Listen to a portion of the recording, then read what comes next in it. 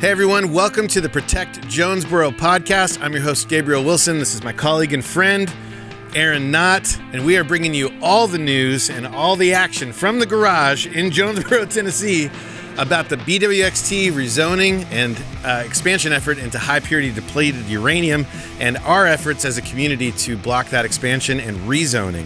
Guys, we are on the heels of what was an incredible night, January 6th, 2026. The Washington County Regional Planning Commission voted 4-2. I mean, it was narrow. I didn't know what to expect, but voted 4-2 to deny the zoning request for BWXT, which was just amazing. Here's a shot of everybody's response. The motion to deny is passed.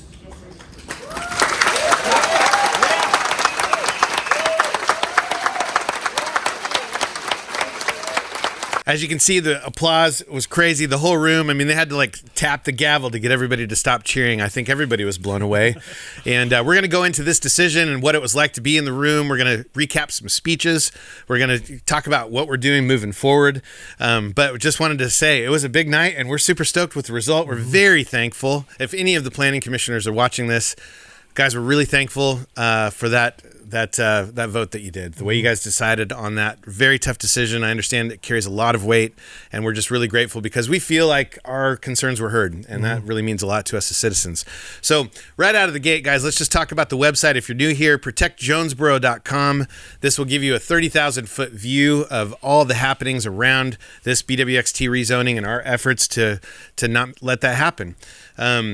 I also want to talk about the petition. You can find a petition. It's a change.org petition on protectjonesborough.com. At the time of filming, I'm gonna see where we're at here. We are at 6,551 signatures online, which is insane because when we and there's another 300 plus on paper. So I think we're over the 7,000 mark. I'd have to get the numbers on the paper petitions refreshed from Joe, but at the time that we did the first podcast episode, it was less than 3,900 signatures. So, I mean, this is a substantial jump in just a week and a half or a week or whatever it's been. So, wow. Thank you, everybody, for signing the petition. If you live in Washington County specifically and you have friends that live in Washington County that have not signed this petition, please, if they don't want to see Jonesborough and Washington County become a dirty uranium county, then please send them this petition, inform them of what's going on. It really did speak to the county to the planning commission that so many people had signed this petition. It's really kind of unprecedented for this area. That's my knowledge anyway. All right. Also, when you sign the petition, there is a little bit of a discrepancy that I want to talk about.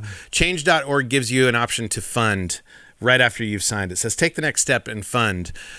Fund change, I think is what it says. Well, that means fundchange.org. It's actually not a funding mechanism for our efforts. It's a funding mechanism to keep change.org in business. And I think it's great. We're really thankful for that. But there has been some confusion. People in our constituency and in our community have given to change.org, believing that we would get the support. And they're wondering where the money's gone. And it's been a lot of money, and we don't see any of it. We don't have the ability to draw that down. It just goes to support Change's website and all of their efforts, which, again, we're really grateful for. But if you do want to support Protect Jonesborough, there is a link on protectjonesborough.com to a GoFundMe, and that GoFundMe allows you to give directly to us, to protectjonesborough.com. This has gone to pay for lawn signs and for T-shirts and helped pitch a little bit in other efforts of flyer printing and everything. So those things don't pay for themselves. It's really, really helpful to have those funds. So thank you for the support that we've received. I think at the time of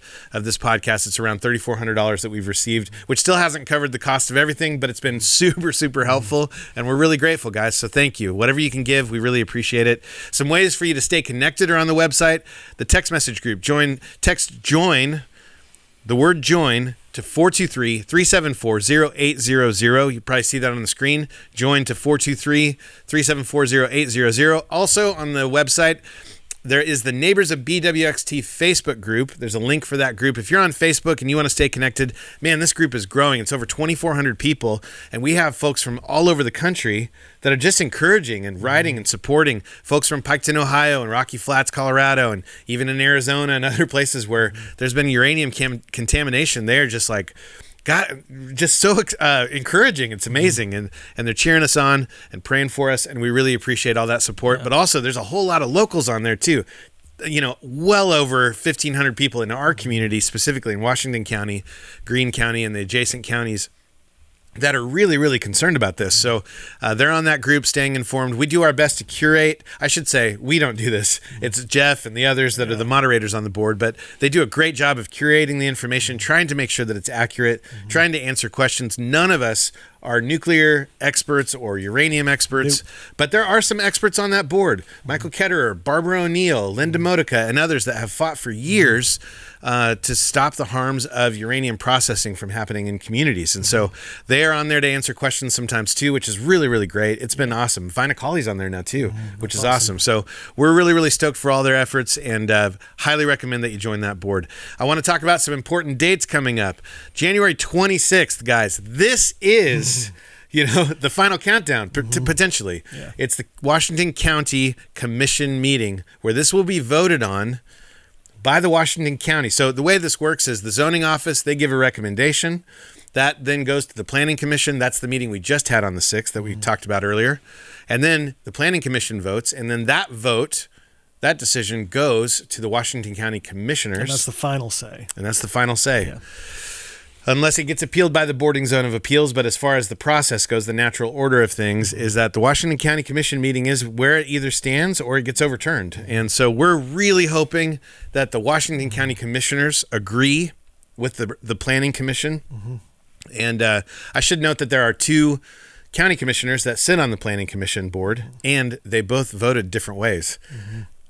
Commissioner Ken Huffine, he was the one that made the motion to deny, and Commissioner Freddie Malone, voted against the motion to deny. Yeah, so I would say it's anybody's vote. I mean, really, we just don't know how it's going to go. Yeah, and it's pensive. So we need you to show up. I know a lot of you commented already. I know we had well over 40 or 50 people that made comments, and we're going to recap some of those comments on the show. But guys, we need more than that. We need as many people that need to make their concerns heard to show up at the Washington County Commission meeting. This is January 26th, 6 p.m., George P. Jaynes Justice Center. That's at 108 West Jackson Boulevard in Jonesborough, Tennessee. I highly recommend you get there early, especially if you want to sign up to speak.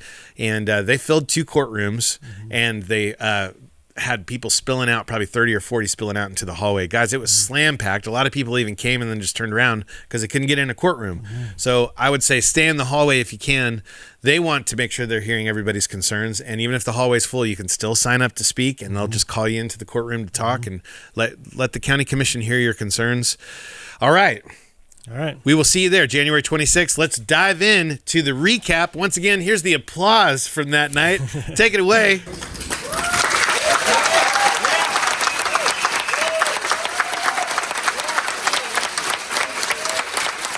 You can just hear how stoked people are about this. Like I said, Sam Tillman, the chairman of the Washington County Regional Planning Commission, was slamming the gavel down just because I think people would have cheered for like minutes, And I had tears in my eyes and everything. I just couldn't believe that they voted that way. I did not expect that. If I'm honest, I expected a neutral vote at best because this has been such a contentious issue. I wasn't sure what the Planning Commission would do, and I'm so grateful. I know you are too, Aaron, that they voted to deny the request. It's just amazing. And so, I want to just recap some speeches. Just because, in case you weren't there. Now, this whole Planning Commission meeting is public. It's on YouTube now. YouTube, you can watch it. Which is great. So they actually put that link out on YouTube. So if you do want to watch all of the speeches, highly recommend that you just Google YouTube search that. I give my speech a solid 6. I was not stoked. To be honest with you, I didn't even know that we would even get a chance to speak. I kind of was like halfway expecting the whole thing to be punted because Mayor Joe Grandy, the day before, we haven't covered this on the podcast yet, but the day before the vote, Mayor Joe Grandy issued a press release and said, hey, I'm asking the planning commission to stall the vote, to not vote tonight. Push pause. Yeah, to push pause. I don't know if he said specifically tonight. Did Oh, he? no, he said, just to push pause on the vote. Yeah, just to push pause. Sorry. So that very well could have just meant for the commission. Yeah, exactly. And not this vote. Yeah, it might have been the county commission, Yeah. not the planning commission. But Commissioner Huffine said during the meeting, he said, I don't want to pause the vote. There are people that are literally considering selling their homes and moving because of this, and I don't want to leave them in limbo anymore. So, in some ways, I was like, that's actually really looking out for the people too. I think Joe Grandy wanted to look out for the people and make sure they had accurate information. Yep. Mr. Huffine wanted to look out for the people in a different way. It was good intentions all the way around.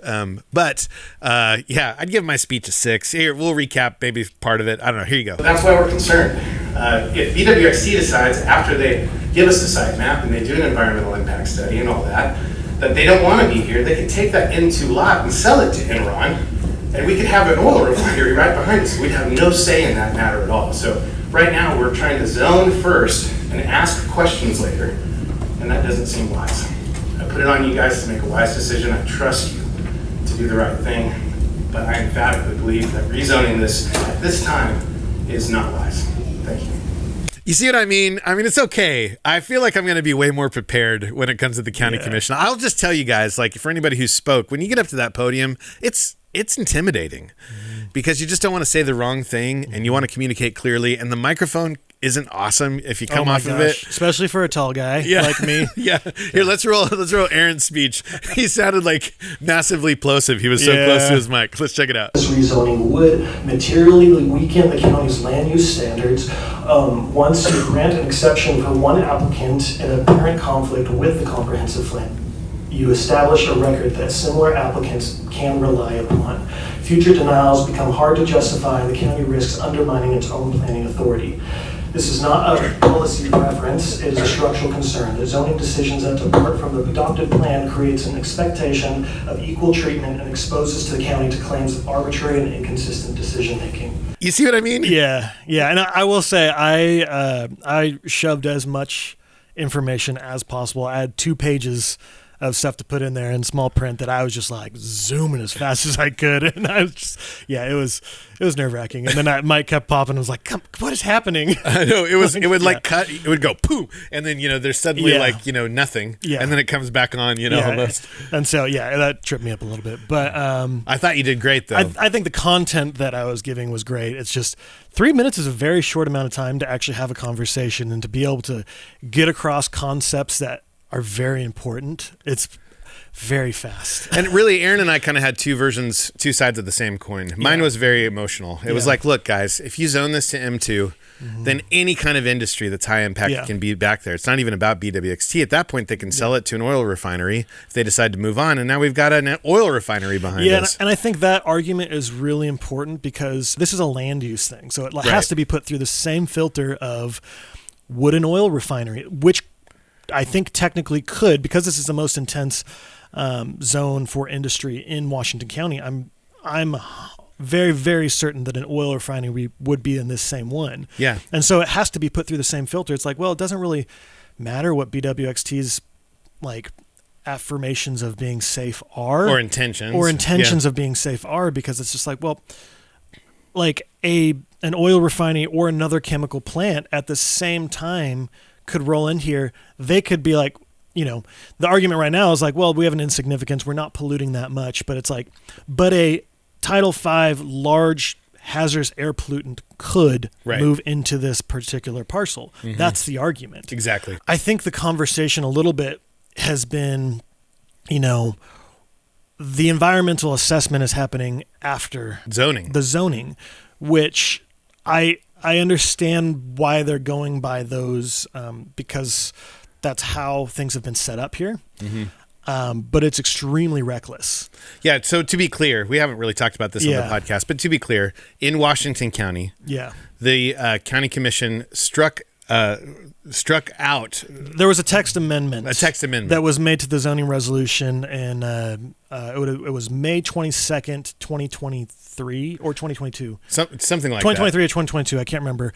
That took out from the resolution. There used to be a section 512 that said, for the purposes of rezoning, an industry, this is not verbatim, an industrial would need to supply a site map of what they were going to do in order to, and for the process of that rezoning. Yes. But in that May 22nd, 2022, 2023, whatever one it was, that amendment was taken out. Yeah, it was struck out. So now they just rezone first and ask questions later. Yeah, and so that's the dangers, is that it's like there's no assessment of safety. Yeah, no site plan, no environmental impact study. All that is after a rezone. Yeah, the site map and the environmental impact assessment, all that stuff. Because again, our whole argument has been, if they fail that EPA or environmental impact assessment and their site plan doesn't pass the county, now we have a big M2 zone here in Washington County where it was never intended to go, and then they can sell it to anybody they want to. When a property gets rezoned, how does the specific use come into play? Or does it? So if you're rezoning to any district, once the property is rezoned, any of the permitted uses allowed in that district would be permissible on site. So if they meet the criteria of that zoning district, they would be allowed. But a site plan would still have to be submitted for approval. Yes, sir. So again, to help me better understand, if the rezoning were approved, are we rezoning for a specific purpose, or are we rezoning for any purpose allowed in that particular zone? It would be any use allowed in that particular zone. It's just and at that point, it's good. like the argument of public health and safety is off the table, right? Because it's like we have no ability to argue like, well, a Title V major pollutant coming in here is really bad for our health. They're like, well, sorry, it's zoned M2. They can do what they want. Some other notable speeches. I thought this little girl, Willa, she's 7 years old, and she was just giving them what for. It's amazing. Check this out. I don't understand everything about uranium or money, but I do understand what it feels like to lose something that you love. And that no amount of money can replace it. My parents teach me to tell the truth, to be kind to everyone, and to take care of the earth. You are the grown-ups. You are the ones who get to decide what happens to my home, to my neighbors, and the beautiful places I love.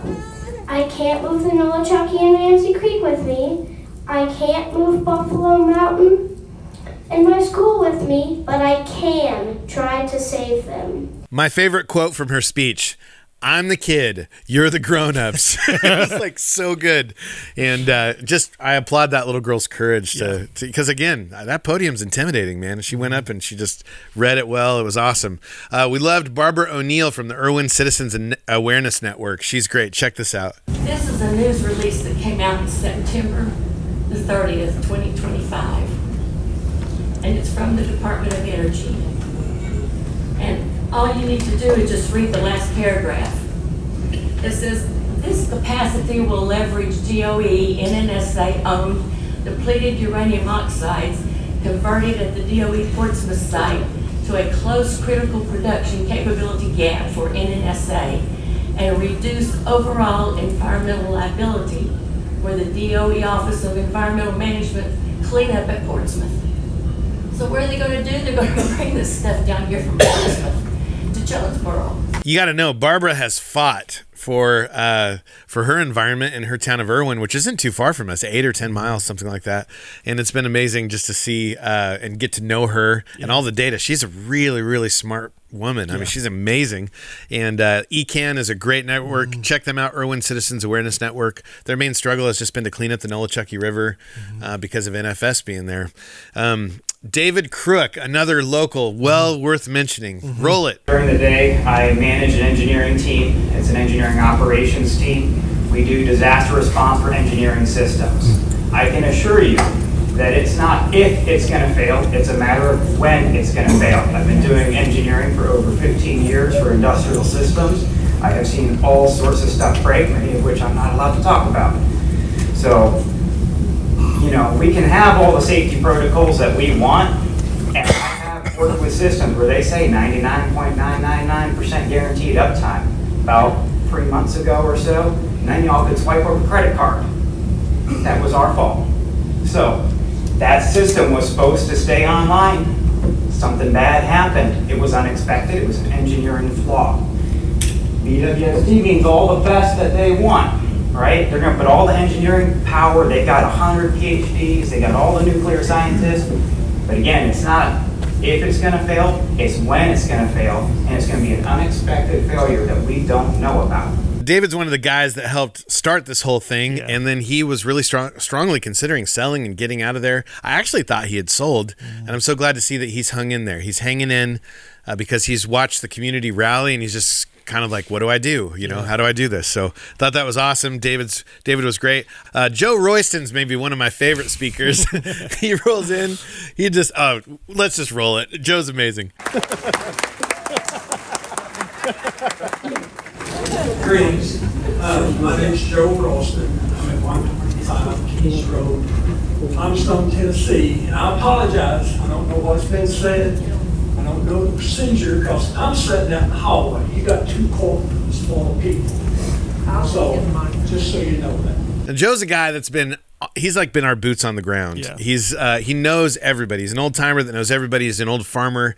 He farms sunflowers and all kinds of things. I mean, he's just a really beautiful soul and a hard-working guy, a total ox of a man that's just going to get it done, And he's been the main guy running our paper petitions, meeting people for T-shirts, meeting people and delivering lawn signs. It's been his 60-hour-a-week job, he says. So I'm so thankful. We wouldn't be where we're at without Joe. No. And then finally, what I feel like might have been the most powerful speech of the night and well-organized speech of the night was Amy.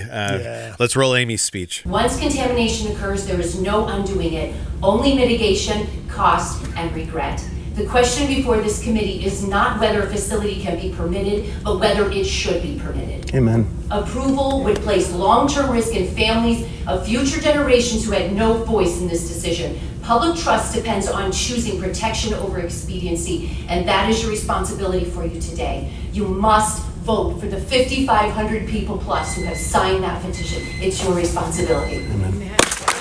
Now, it's interesting. We met Amy, I say we, meaning me and my kids, met Amy going door to door. And I remember her dogs jumped into our ATV. And I just remember that was kind of like a bonding moment for the kids. And she kind of, the kids said that Amy reminded them of their Aunt Kelly. And so they just loved her. And her husband are great. And so we're just really glad that Amy joined in and gave such a rousing speech. It definitely elicited the most applause of the night, except for when the commissioners voted our way. So that was incredible. Now, in all fairness, I do want to say that the BWXT guys also showed up.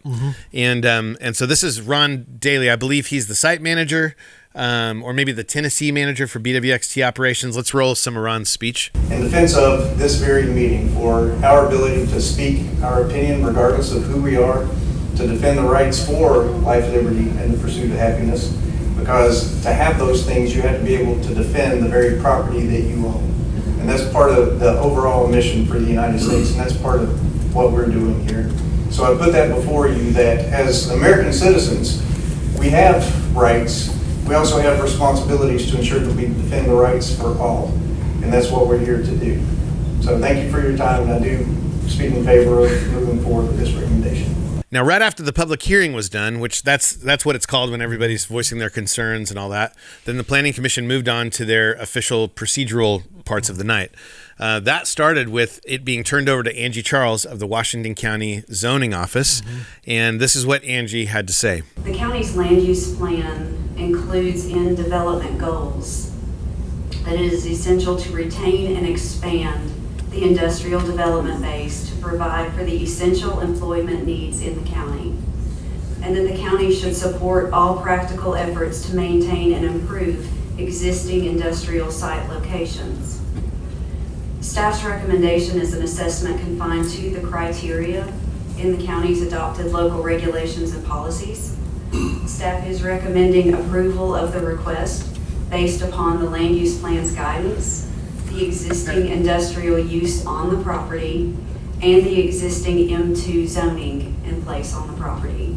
Now, I don't know how well you can hear the audio on that, but essentially she recommended that the Planning Commission approve BWXT's request, which completely baffled us. Her main recommendations for this, when she said that the land use and comprehensive plan was supported this rezoning, she read from page, 68 and 77. Do you want to walk us through that? There's two specific ones that she said, so page 77, what she was quoting is that the county should support all practical efforts, both public and private, to maintain and improve existing industrial sites. So there's a few red flags. Yeah, I mean, that's maintain and improve, but not expand or... Yeah, so there's a couple red flags. First, the county should support. Should is always seen as a aspirational goal. Okay. That there are other things that take precedent over these things. Like, I mean, these are the developmental goals section to start with, where it's just like, hey, these are the things that we would like to achieve. Okay. So the county should support all practical efforts, both public and private, to maintain and improve existing industrial site locations. It has nothing to do with new industrial site locations. Or even expanding. Expanding. It's the existing industrial site locations. So you're talking about a 600% expansion. Yeah, it's very large. Interesting. So that's the first one where I'm like, well, I honestly don't think that should even be considered within this decision, because this is not an existing industrial site. They are creating a new next to what is existing, but it has nothing to do with maintaining or improving this existing site. Right. They are building a brand new thing within this. So it's well said. Yeah. Well said. 68. The other one is, it is essential to retain and expand the industrial development base to provide for the essential employment of needs of the county and its municipalities. Basically, I think they're trying to saying that we need to expand because of jobs is kind of one of my interpretations. But what is also your interpretation? Well, of that one? it's what is the quote of needs of the county? Yeah, that sounds like the county's needs, not the needs of jobs, I but agree. the needs of like the county's utilities. Exactly. Whatever. Yeah. It's a little bit hard because it doesn't say essential employment of it's hard to read. Essential employment needs of the county. It says it's essential employment of needs of the county, and it's kind of hard to understand legally what that's supposed to say. Well, also Angie in her reading of the comprehensive plan omitted that of, and I'm not insinuating that was an intentional omission. Yeah, I'm just saying it was an omission. Maybe unintentional or intentional. I have no idea. But to me, I don't know. I guess we'd need a lawyer to know. Does that actually change the meaning? I mean, I will say, the purpose of that phrase. In the official acknowledgement of it, the quote that she has in quotations says, that is essential to retain and expand the industrial development base to provide for the essential employment needs of the county and its municipalities. So, I mean, technically, she's missing something that makes this a very confusing thing to read. Yeah.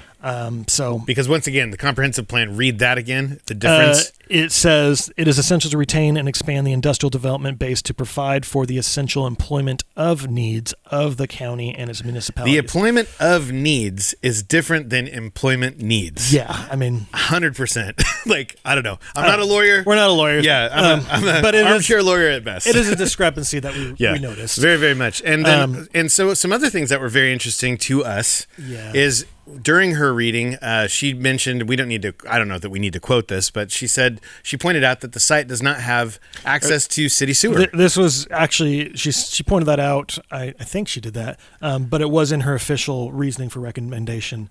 A description right above her reasoning for recommendation said that public water is currently available at the location, but not public sewer. And this is a big one, guys. This is like, in my opinion, an actual violation. Yeah. This is my opinion only.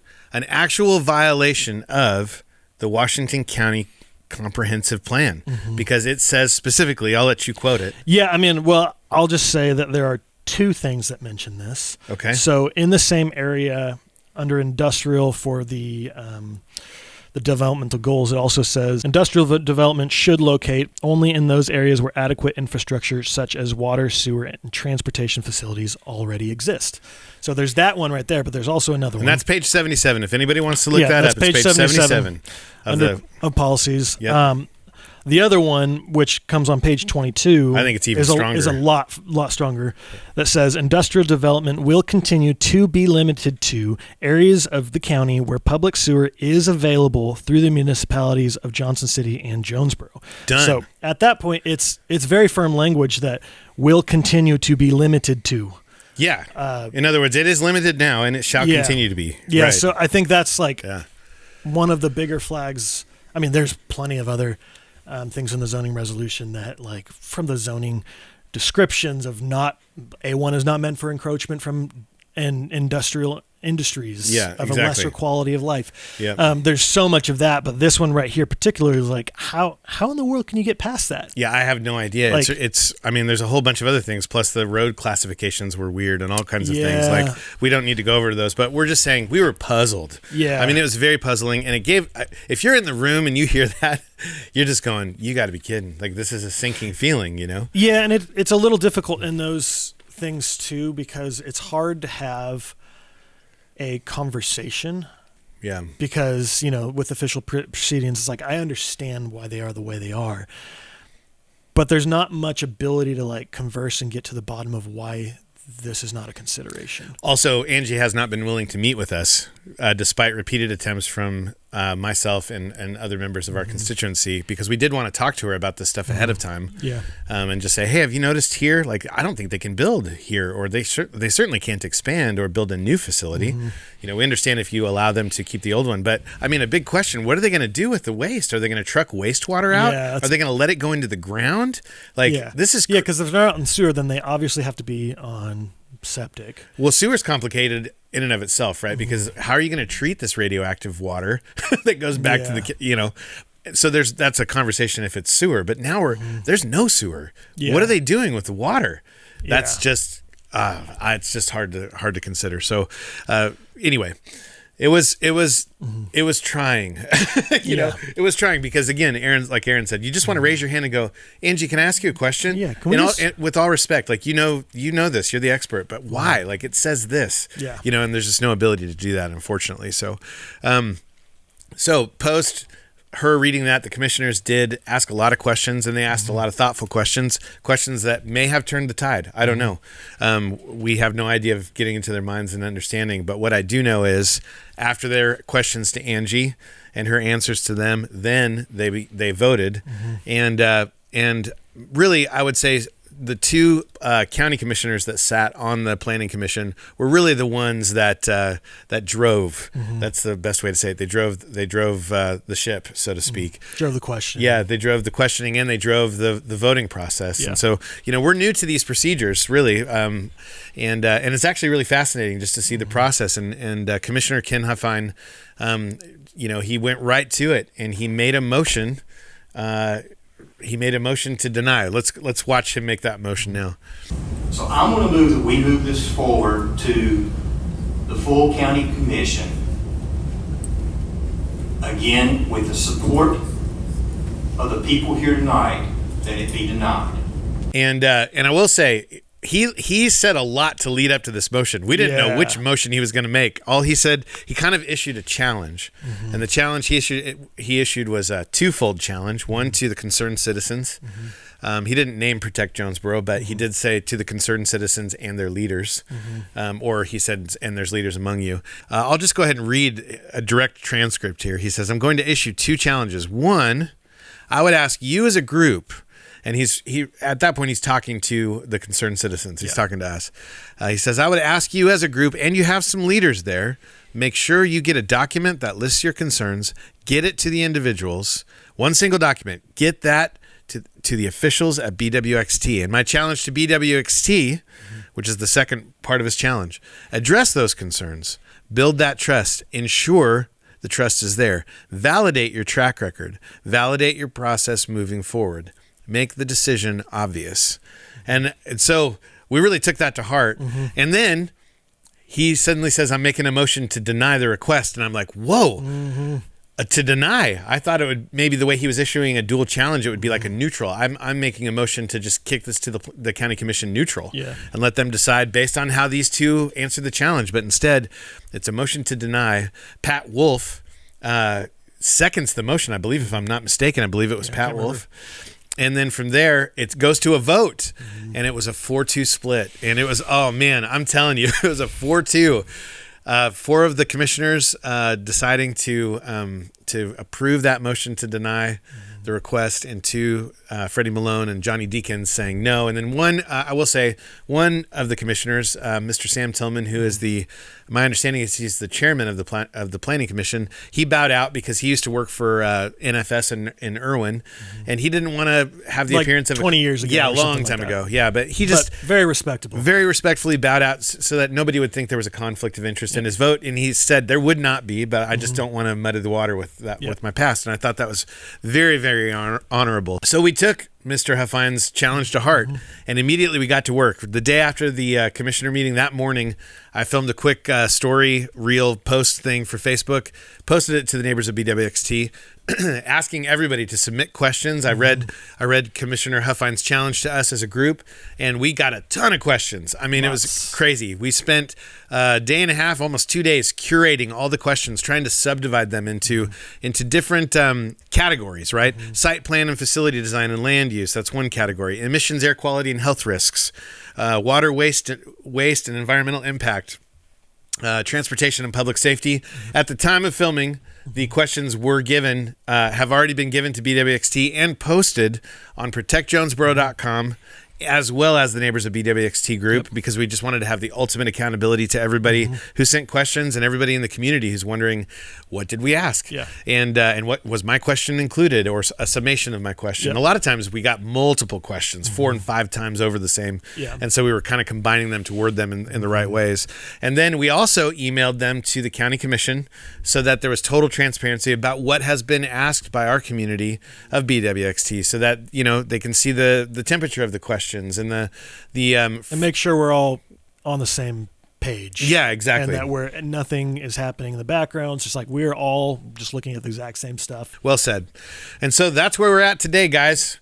It's been an incredible thing. Also, in this amount of time, the Republican Party leader of Washington County issued a statement asking the county commission to pause the vote.